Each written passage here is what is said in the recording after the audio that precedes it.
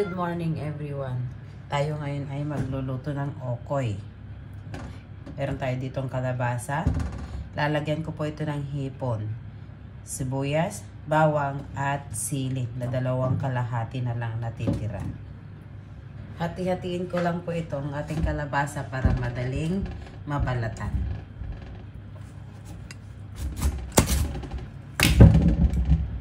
Gamit nitong kutsara, tatanggalin lang natin yung buto niya.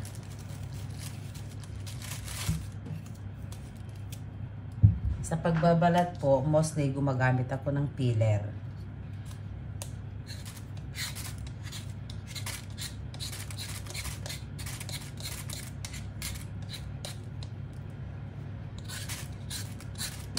Diba? Madali lang gamitin. Madali lang balatan, I mean. Shucks.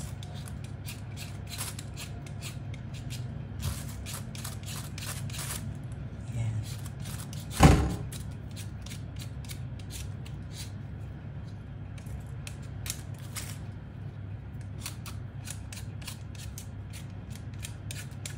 So, tapos na yung isa. Ngayon naman po, huhugasan ko na ito. Gamit itong gadgaran, gagadgarin po natin itong kalabasa.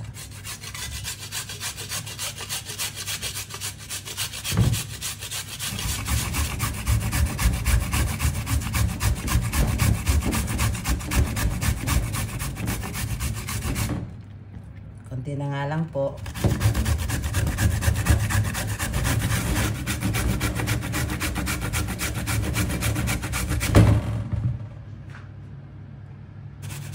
Scrape, magadgad, mag-grate pala. Baka mag-grate po yung kamay natin. Ayan. Tapos, kapag konti na lang at sa tingin mo okay naman ng maluto na ano, okay na, hayaan mo ng ganyan. Ayan. So, tapos na tayong gadgad.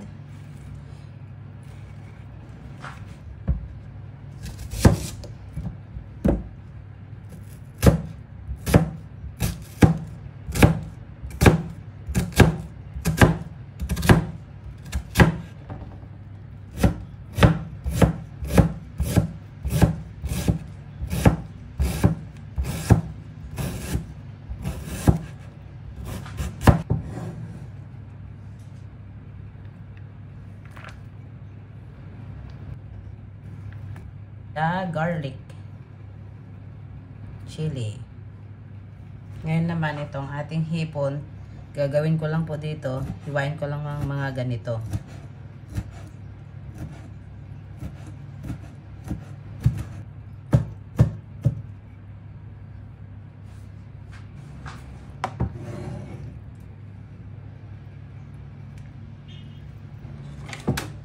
I-mix po muna natin.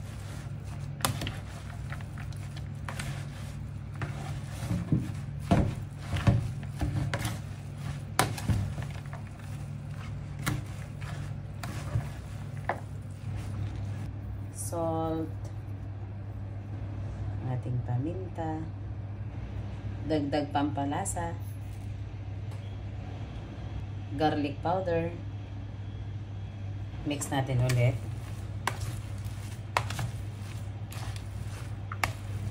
Kailangan i-well incorporate natin para lahat ng kalabasa ay magkaroon talaga ng lasa.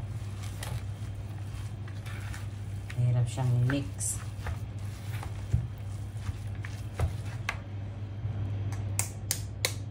Lalagay po tayo dito ng itlog. Muna ang ilalagay ko. Mix natin ulit.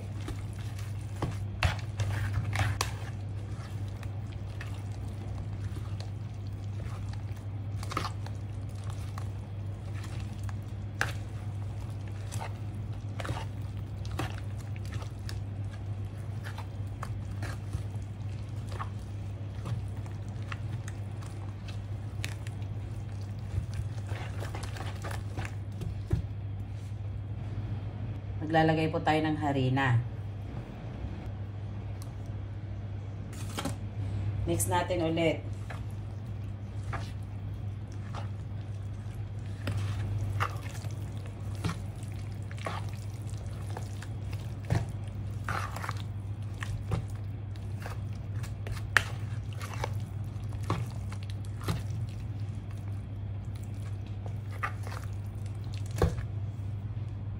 So dito, nagpainit na po ako ng kawali. Oil.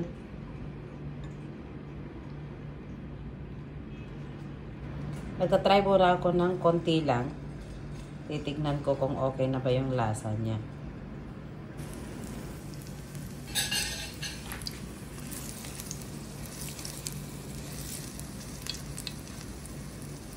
At ito na nga, luto na nga po. Tingnan lang natin kung ito ay sakto ng lasa. Dahil kulang pa po ang lasa nito, magdadagdag ako ng asin. Magsasalang na nga po tayo dahil okay na po, natimplahan ko na yung lasa nito. So, magsasalang na tayo.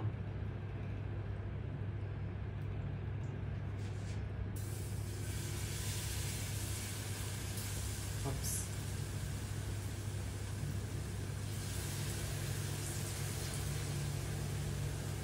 Masyado atang makakapal yung mga pinagagawa ko. Spread ko lang ng konti.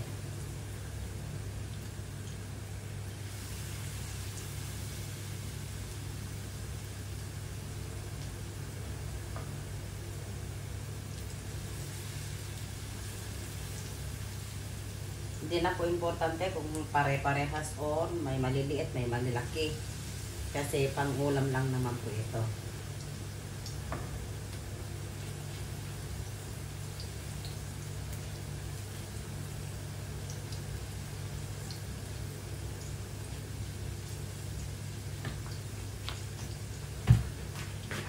Ngayon naman, babalik ta rin natin.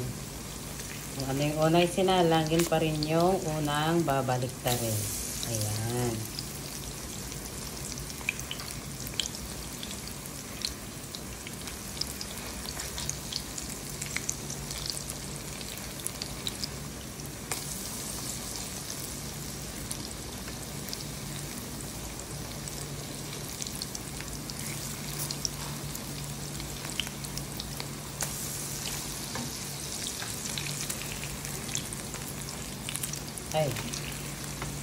Ayun, ingat po tayo sa ganong klase ng pagbabaliktad kasi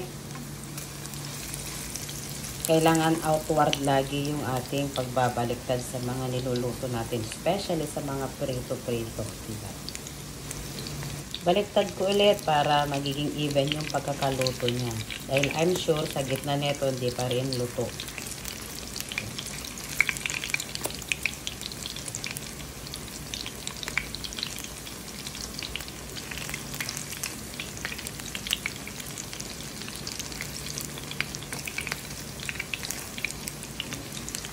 Wow, ang ganda ng kulay. Dahil nga po luto na ito, atin ang kukunin at ilalagay dito.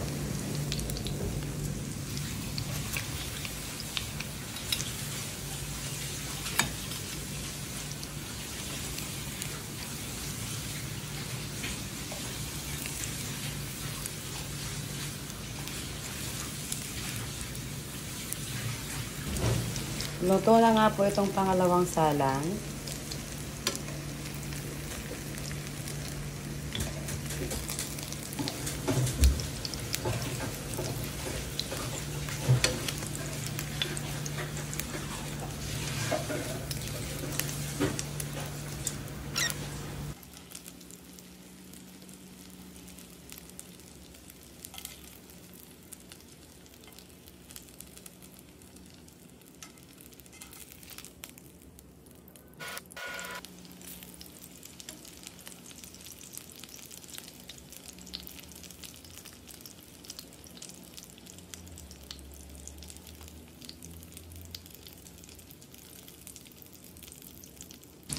So, last na po ito ng aking naluto.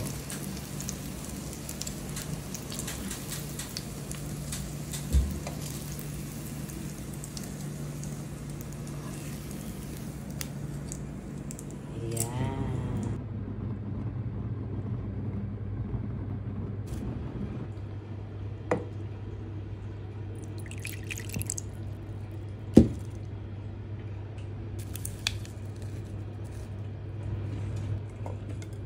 Kain na po tayo.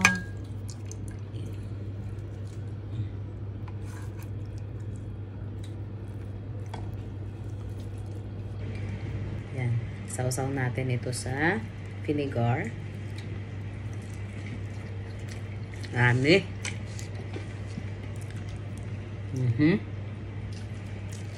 Kung gusto mo naman, ketchup. Yan.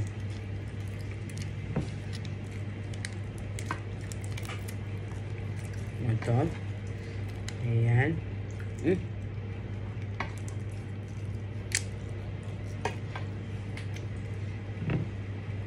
Ayan.